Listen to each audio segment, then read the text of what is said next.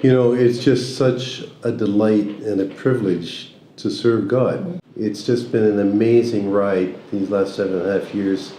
Audrey and I have been here in Lubango serving with SIM, and we're working at the CEML hospital. My official title is Director of Technologies, which means that I'm responsible not only for information technology, which is my main background, but also for everything mechanical and maintenance and electrical in the hospital. I'm a nurse and I work with the women with fistulas. In general, a woman who has a fistula means that there's a hole somewhere where it shouldn't be. And after a very difficult labor, for example, the head of the baby will cause an actual hole between the bladder and the vagina. They typically come from a rural setting. At least half of them are teenagers. It's their first delivery and their bodies are just too malnourished to have a proper delivery.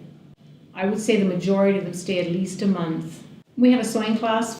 We try and have some time of Bible study and prayer with them. Basically try and meet their needs where they're at, and one of the biggest needs we really feel is the need to know Christ. On the information technology side, the last several years we've been working on implementing a hospital information system, which will help us keep track of our supplies, our medications, and make sure that they're used appropriately. Medications are hard to buy in Angola, in short supply. I've been involved in a lot of the process of figuring out from the computer system what it is that we actually need and placing orders. I also work with other patients as well with diabetic teaching, and I also work with the nurses in trying to help them in their knowledge and working with quality in the hospital as well. The other area I'm involved in is the hospital laboratory. Again, mostly in making sure we have supplies of the specialized reagents to run the machines in the lab, and making sure that machines get calibrated properly so that the doctors have reliable lab results on which to base their treatments. So the second job I have is as financial administrator for SIM in Angola. We've also just established a new legal entity for SIM Angola. God led us to a little village not very far from the hospital, but very rural, people living in very basic conditions.